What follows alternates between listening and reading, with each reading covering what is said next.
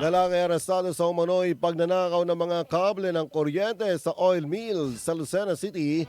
Arestado ang isang 28 anyos na lalaki matapos umanong magnakaw ng mga kable ng kuryente mula sa isang kumpanya sa lungsod ng Lucena sa paglabag sa Republic Act number 7832 o ang Anti-Electricity and Electric Transmission Lines Materials Pilferage Act of 1994. Kinilala ng pulisya ang naarestong suspect na residente ng barangay Silangang Mayaw, Lucena City.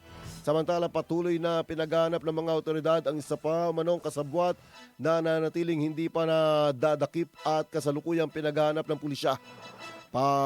Batay sa isinagawang investigasyon, napag-alamang mali o palihim na pumasok ang suspect sa loob ng compound ng New Vandam Oil Mill Corporation nitong gabi ng June 6, 2026.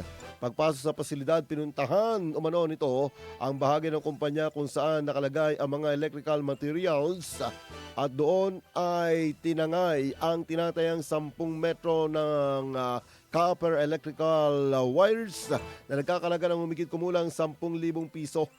Upang hindi malata ang kanyang pagnanakaw, inilagay umano ng suspect ang mga natangay na kable sa loob ng isang medyas bago lumabas ng lugar. Gayunman, naging kapansin-pansin sa guwardiya ng kumpanya ang kahina-hinalang kilos ng suspect. Agad niya itong iniulat sa pamunuan ng kumpanya na siya namang nagsagawa ng verifikasyon sa pagsusuri sa CCTV footage. Sa pagripaso ng kuha, malinaw umanong nakita kinukuha ng suspect ang mga electrical wires mula sa loob ng pasilidad. Dahil dito humingi ng tulong ang kumpanya sa Lucena Component City Police Station upang matunton at maresto ang responsable sa insidente. Nagresulta naman ito ng pagkakadakip sa suspect at pagkakabawi ng mga nawalang kable.